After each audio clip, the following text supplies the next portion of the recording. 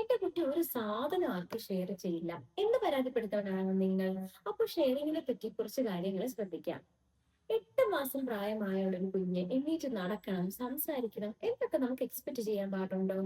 അതുപോലെ തന്നെയാണ് socially mature ആകാത്ത ഒരു കുഞ്ഞ് സ്വന്തം ഇഷ്ടപ്പെട്ട സാധനങ്ങൾ ഷെയർ ചെയ്യണമെന്ന് എക്സ്പെക്ട് ചെയ്യുന്നത്. 3 വയസ്സിന് മുന്നേ ഉള്ള കുഞ്ഞുങ്ങൾക്ക് ഷെയറിംഗ് എന്നുള്ളൊരു കോൺസെപ്റ്റ് ഡെവലപ്പ് ആകില്ല.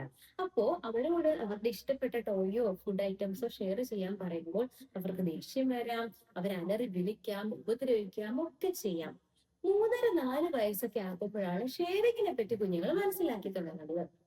അപ്പോഴും എല്ലാ കാര്യങ്ങളും ഷെയർ ചെയ്തോളണം എന്നില്ല. പിന്നെ കുഞ്ഞുങ്ങൾക്ക് ഷെയറിങ്ങിനെ പറ്റി മനസ്സിലാകണമെങ്കിൽ നമ്മൾ പോസിറ്റീവ് ആയിട്ടുള്ള ഷെയറിംഗ് മോഡൽ ചെയ്ത് കാണിച്ചു കൊടുക്കണം. വീട്ടിൽ എന്തെങ്കിലും സാധനങ്ങൾ വാങ്ങുമ്പോൾ കുഞ്ഞുങ്ങളെ കൊണ്ട് തന്നെ എല്ലാവർക്കും അത് ഷെയർ ചെയ്യുക. നമുക്ക് കിട്ടുന്ന സാധനങ്ങൾ നമ്മൾ ഷെയർ ചെയ്യുന്നത് കുഞ്ഞുങ്ങൾ കാണുക.